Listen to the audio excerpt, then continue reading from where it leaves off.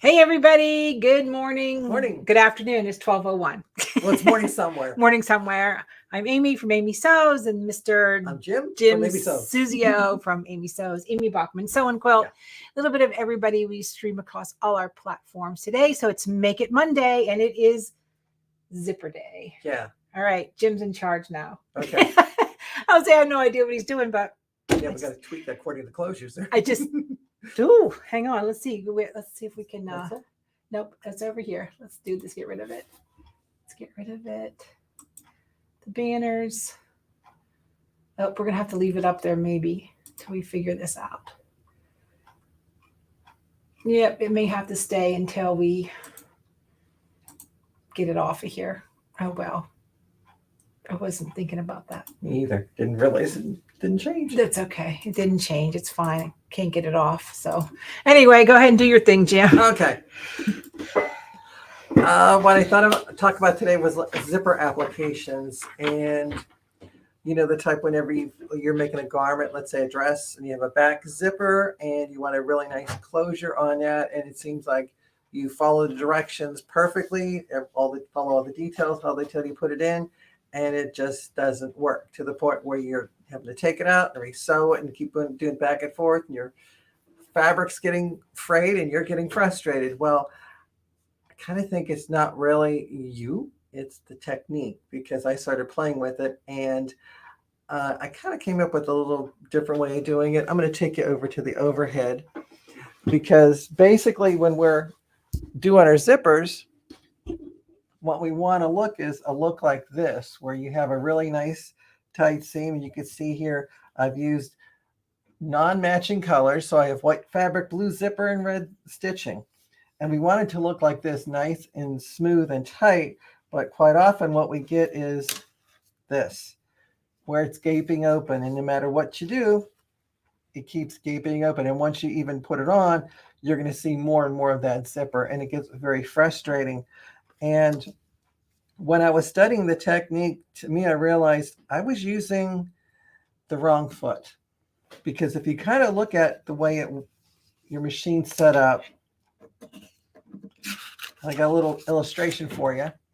So here, let's going to pretend this is the bed of your sewing machine, as if you're looking at it from straight on. And these are your feed teeth, and that's your needle in the center position right now. When you would go and add, as they tell us to sew from the top, you would have your zipper on the bottom, and there's the zipper teeth there. And then once you add the layer of fabric, and this is where it's basted together, and then you have your seam allowance, you're having a lot of buildup on top of the feed that quite often only goes to one side. So when you're sewing with a zipper foot, and let's say if your zipper foot is on one side, it quite often gets at a slight angle, because over here you see you have the zipper tape, you then have your seam allowance and your fabric with the foot. Part of it may extend past the seam allowance depending on how you position it, and that's when you have only like a layer of fabric on top of the bed of the machine, and everything's at a slight angle. And that angle causes the fabric to pull apart. So whenever you're sewing your garment together, it's going to pull apart when it's worn. And quite often you see the effect right away when you trim out the basting, because quite often they have a sew from the neckline down.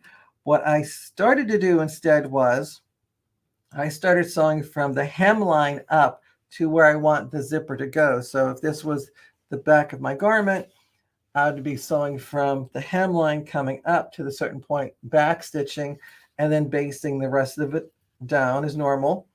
I would press the seam allowances open, and I would continue to work on the wrong side of the garment. So the pretty side is face down to the machine.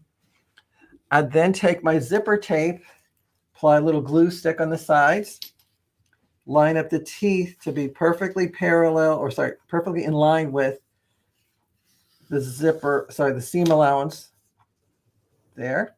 So as my seam there is all basted in, kind of stick it on with a little bit of glue stick. And then I'll take that zipper foot and I'll put it back in the sewing accessory tray.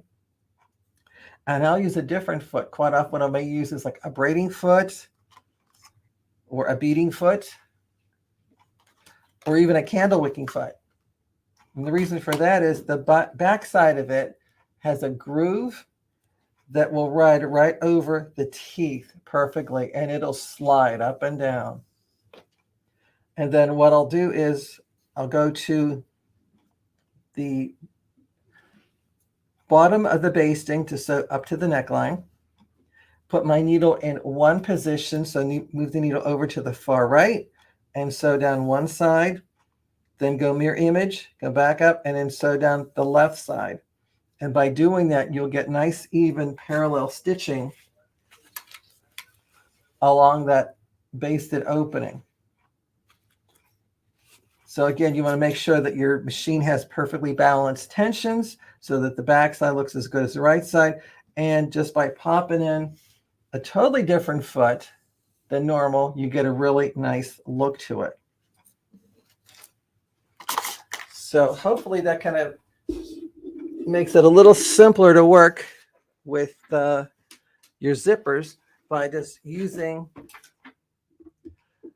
a braiding foot, candle wicking foot, cording foot, those types, where again they have like a tighter opening here that'll kind of grab right onto the zipper teeth, and then a larger opening so that you can position your needle to either side. So it makes sewing that much simpler. And one of the things too is make sure your zipper extends beyond the neckline opening, so that way that zipper pull that's kind of tricky to sew around is out of the area. So you're sewing from here down. This is not in your way. And then what you can easily do is, once it's all finished being sewn into two, and then the basting's taken out, you're going to lower it down, the zipper pull. And then quite often what I do is I'll use maybe like a fingernail trimmer and cut out all the little teeth that are there. And then of course you want to have a nice stop, like when you buy the manufacturer, they have a really nice stop at the top. What I find is a good source, if you go to like say Michael's or Hobby Lobby, any place that has like jewelry findings, Joann Fabrics, sometimes even Walmart, where they have all the little beads and accessory tools, etc., that you can do to make jewelry.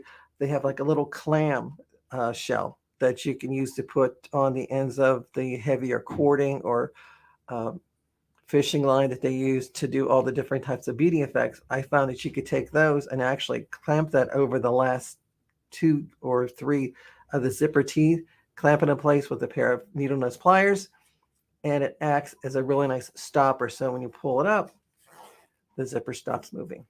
And then we make a nice secure zipper application that's quite professional looking. And again, you don't have that gaping of the zipper whenever you're working with your project. So hopefully that kind of simplifies putting in zippers and explains why quite often it didn't work for you when you followed the directions to the T from the patterned envelope. So hope that helps. And again, as Amy said, be sure to follow us on amysews.com to check us out on the website for all the different classes we have in store and online, like our monthly scan and cut box and serger box, along with the tea towel with Sharon. So be sure to check those out.